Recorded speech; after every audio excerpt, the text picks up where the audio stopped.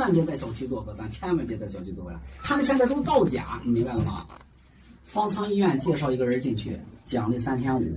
此事一出，官方火速出来辟谣，并且嫌疑人均已抓获。方舱医院收治新冠肺炎患者，一方面呢是发生的一些医疗费用，那么这些医疗费用呢是在基本医保、大病医保以及医疗救助按照相关的一些规定支付之后呢，还会有一部分，那么这一部分呢是由财政进行补助。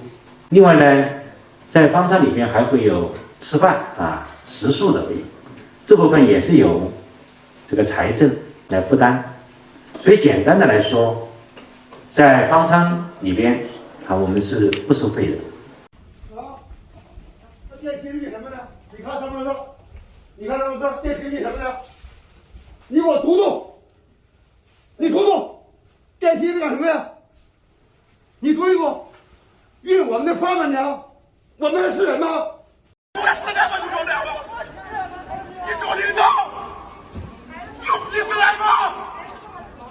这连话这都没有吗？还是这么小？有鼻子来吗？就弄着了。啥呀？我孩子我都保护不了，我不活了。先说我4年的先说，现在1天了。多点孩子啥谁呀？我有个朋友，他被派到方舱去工作，他现在已经工作半个月了。他来跟我说他这半个月的心得，然后我就跟大家分享一下啊。他这么跟我说，他说方舱这个产业链它是在一个3、4线小城市，它不是大城市。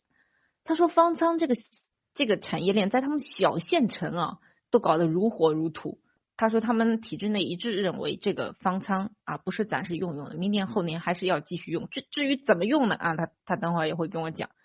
然后呢，我给大家讲讲他这个收入的问题那我说你去那边工作辛不辛苦有没有补贴？他说一点都不辛苦，吃好喝好，钱还多我说有这么好事情？我说你们体制内公务员现在不都是减薪了吗？他们2口子都一个医生一个公务员。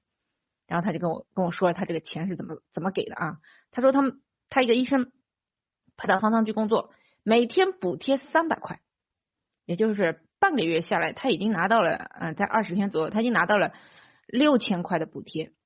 然后呢，他原先的工资到手是不到5000块，3、4线小城嘛，其他那还是医生其他的工作可能2、3千块一个月就有。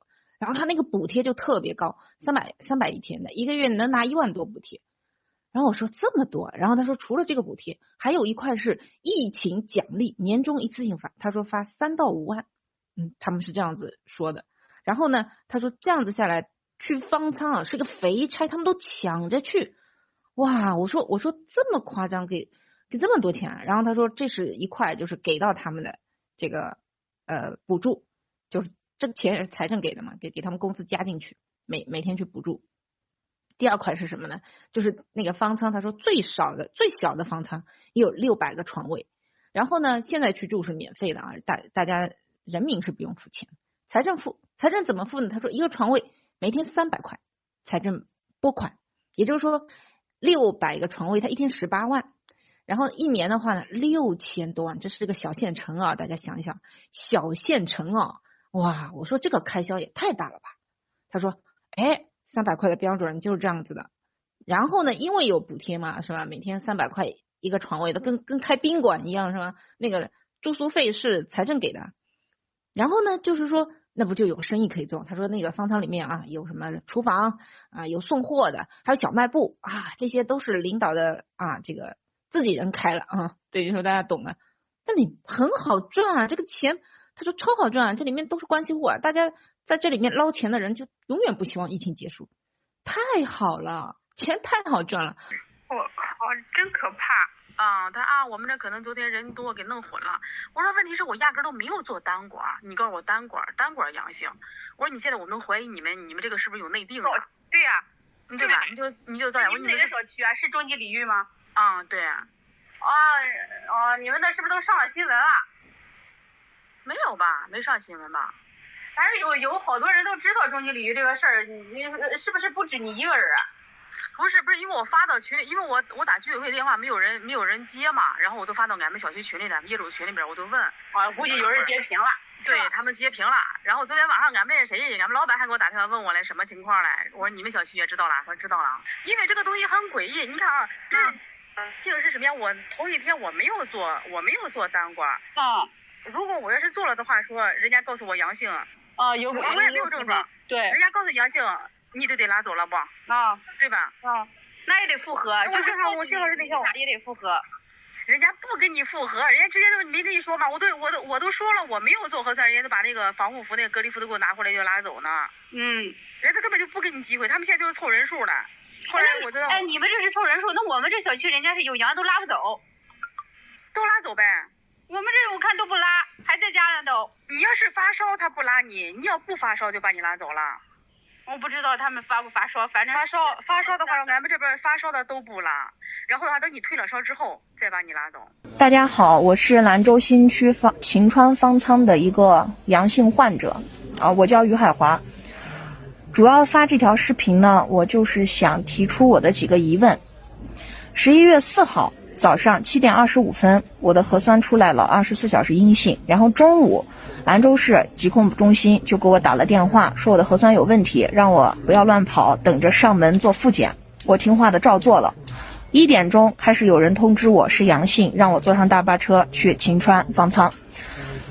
我在想，我们的国家正在抗疫，我不应该国家添乱，所以我立马上了车，我没有提出任何疑问。我做到了配合工作，于是我来到了方舱，但是直到今天26号，我还没有出去。我的核酸一会儿阴一会儿阳，一会儿阴一会儿阳。我从653号排到了今天的第17号，我送走了整整600个人，我还没把我自己送出去。然后呢，就在昨天我阴了，今天我如果阴一次，我就可以出舱了。早上我看到了我的名单，在阴性名单和出舱名单里都有。我高兴的听护士的话，把所有的东西全部收拾好，准备出院了。结果不到1个小时，告诉我他们把名单搞错了，我又出不去了。说实话，一个正常人心态都会崩溃吧。于是呢，我就去找了这个护士区的护士我说我想看一下我22天以来的这个数值报告，我的这个数值是到底怎么了。我24岁，没有任何基础病，我很健康，我除了心里有点抑郁症之外，我进方舱以来连烧都没发过，完全没有新冠肺炎所有的表象症状，我好不了。请问我的身体到底出了什么问题？然后我带着这2个问题去找了这个护士护士人确实挺好的，给了我这个给我解释了，说他一定会帮我去查。然后我就等等到了3点钟护士给我发了一个截图，前面是我的个人信息，后面2个数值，一个是34.8，一个是33.7，就糊弄了我2个数值。我当时提出的诉求有以下几点：第一个，我要求复检，而且我不信任方舱的这个核酸机构。第二个，我要求入院以来所有的核酸数值表我要看到，我要看看我的变化，我的身体到底出什么问题了。第三个，我要出舱，要么我出去自费酒店隔离，自费上门核酸，或者我要转院，转到单人单间，自费上门核酸。然后第4个，我要求兰州金马医学检验实验室以及兰州疫情防控中心解释我为什么11月4号早上明明核酸结果为阴，下午就要把我拉到方舱，并且不给我复检的。我从被确诊到现在真的没有任何症状。第5，我要求今天做一个自主的抗原检测。然后我把这些要求发给护士了之后，就是一个长久的没有回应等来了一个所谓的我的数值截图。然后我就告诉他，你把人当傻子吗？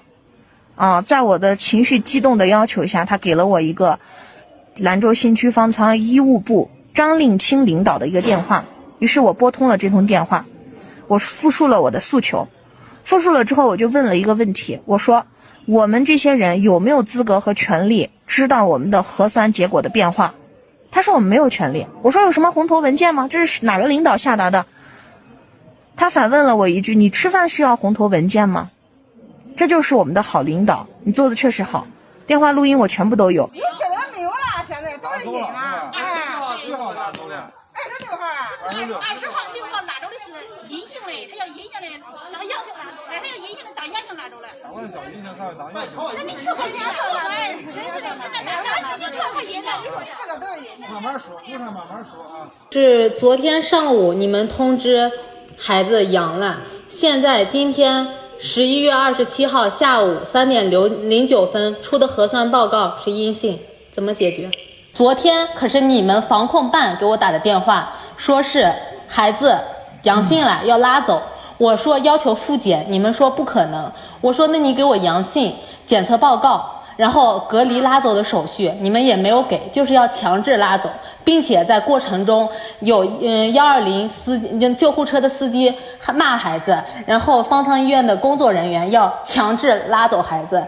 期间司机骂过孩子偷你妈，方舱医院骂孩子说是你不走我就强制拉你走，别到时候吓唬你吓死你。山西卫健委给我明确的答复，说是如果说昨天你们通知我家孩子阳了拉走人，首先你要给我们看到阳性的检测报告，因为我核酸报告现在有了阴性，你从未给我出过一个阳性的报告，你要把我拉到方舱去隔离。我从吉安过来的。你近几天都是在吉安是吧？对，我这半个月了快，我都在吉安这附近呢。那您过来之前你有报备吧？你有报备？你是来这边送货还是什么？送货呀。送货的话，你之前没有报备是吧？报备了，我前天我就从那儿来的。报备的话，现在是这样，因为分享局过来，我们现在都是要落实5天居家健康监测，要居家5天。我是跑货车的，我咋居家呀？你跑货车的，你现在就走吗？现在就离开吗？我来这边卸货的。我抗原做了，我啥都做了，然后他们给我隔离了。